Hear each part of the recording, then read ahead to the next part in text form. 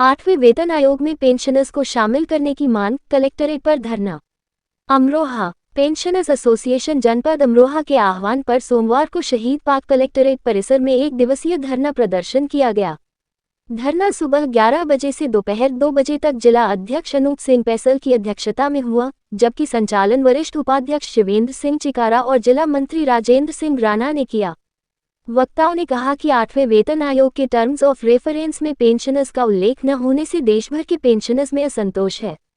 इसी मांग को लेकर प्रधानमंत्री को संबोधित ज्ञापन जिलाधिकारी के माध्यम से उप जिलाधिकारी बृजपाल सिंह को सौंपा गया।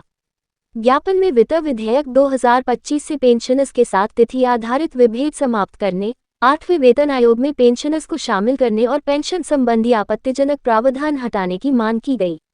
धरना प्रदर्शन में जिले के लगभग 270 पेंशनर्स शामिल हुए। उप जिलाधिकारी ने ज्ञापन संस्तुति सहित प्रेषित करने का आश्वासन दिया। साथ ही 17 दिसंबर को कलेक्टरेट सभागार में राष्ट्रीय पेंशनर्स दिवस आयोजित होने और कलेक्टरेट परिसर में शीघ्र पेंशनर्स कक्ष स्थापित किए जाने की जानकारी दी गई। सर, आपका परिचय? अनूप सिंह पैसल, अध्यक्ष सेवानिवृत्त कर्मचारियों पेंशनर्स एसोसिएशन जनपद अमरोहा। अच्छा, यहाँ धरना दिया जा रहा है, क्या है पूरा मामला?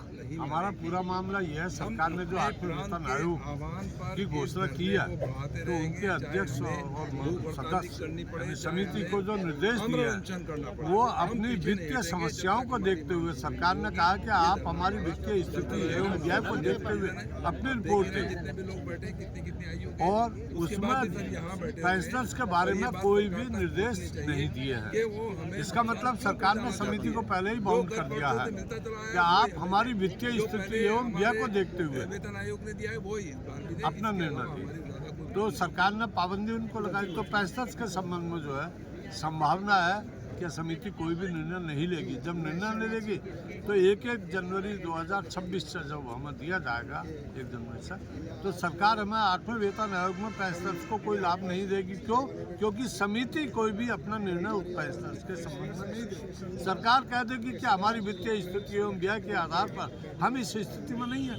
उन्होंने पहले ही जनवरी 2025 में संसद से एक वित्त विधेयक पारित करा लिया। उसमें सरकार हमें कोई भी कटौती कर सकती है। इसका मतलब सरकार की शुरू से ही स्थिति संदेहास्पद है। जो संदेह हमें था उसके आधार बनाकर हमने 22 अप्रैल को ज्ञापन दिया कि हमें आपके विधेयक में संदेह है। अब सरकार का कहना यह है कि हम पेंशनर्स को सारे लाभ देंगे। आप लाभ देंगे तो आप लिखित में लाइए। आपने कटौती के आदेश लिखित में लिए तो आप हमें कुछ देना चाहते, समिति को आप आदेश दीजिए कि वो पेंशनर्स के संबंध में भी अपनी कोई रिपोर्ट दे। जब तक रिपोर्ट नहीं देगी समिति हमें, तब तक सरकार हमें कोई देने की स्थिति। इसलिए हमने 22 अप्रैल को पहले ज्ञापन दिया, पुनः स्मारक हमने 15 मई को दिया, 29 नवंबर को पुनः हमने ज्ञापन दिया।